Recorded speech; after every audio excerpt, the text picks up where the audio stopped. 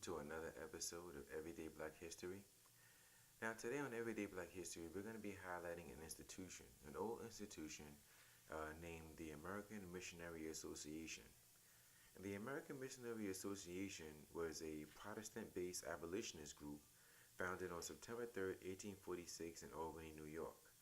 And the main purpose of this organization was the abolition of slavery, the education of African Americans, and also the promotion of racial equality as well as spreading their Christian values during that time.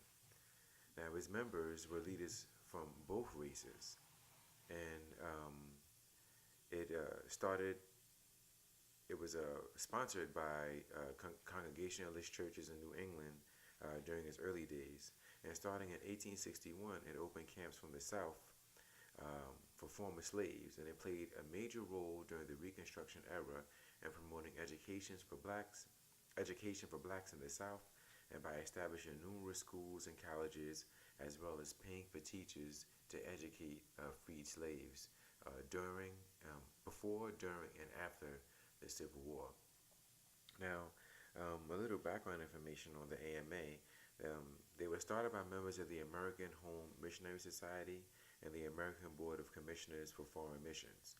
And they were disappointed that the early organizations who claimed to be abolitionist organizations refused to take stands against slavery, and they even accepted contributions from slaveholders. So, as mentioned from the beginning of the AMA, the leadership was integrated. Out of a board made up of 12 men, 4 of them were black. So at least you had a good number of black men who were able to at least be in the room when decisions were made to help these decisions, to help them properly be made for African Americans. And one of its primary objectives was to abolish slavery. Now, the AMA was one of the organizations that was responsible for pushing slavery onto the national political agenda and making it something that the whole world knew about. Now, among the AMA's achievements was the founding of anti-slavery churches.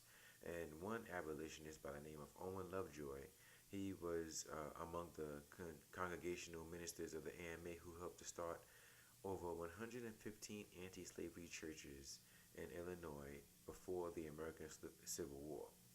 115. And another member, Reverend Mansfield French, who was an Episcopalian, who became a Methodist. He also helped to found Wilberforce University in Ohio, which is one of the oldest historically black college universities in the country. It's one of the oldest and one of the first. Members of the American Missionary Association began their support of education for blacks before the Civil War even started, and they even recruited teachers from contraband camps. And contraband camps are camps that were formed during the Civil War when escaped slaves or escaped Confederate soldiers would run to the Union to get away because, fighting for the Confederacy was fighting for slavery. So they would go to the Union, and the Union would keep them as contrabands of war. And since there was so many runaway slaves who came from the Confederacy to the Union, they actually saw a need where they can be educated. So they began to hire teachers. The AMA began to hire and pay teachers to educate these slaves or contraband or Confederate soldiers that were in these camps. They began to educate them on arithmetic and reading and writing. And so the AMA began to recruit these same teachers to go to the South and teach as well. And as we know, the AMA helped to start and fund a lot of HBCUs that we know of today. And it started back during the Civil War when they began to hire these teachers from the contraband camps. And their pace of founding schools and colleges increased after the war. Freedmen or free blacks, many of whom were of mixed race, and white sympathizers believed that education was a priority for the newly freed people.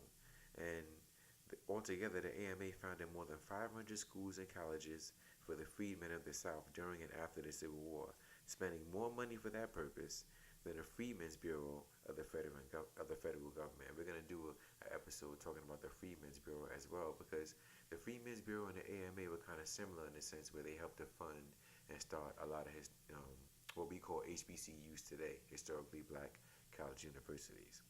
Now, among the 11 colleges that were founded by the AMA was Berea College and Atlanta University, Fisk University, Hampton University, Tougaloo College, Dillard University, Talladega College, Lemoyne Owen College, Huston Tillotson University, and the Avery Normal Institute.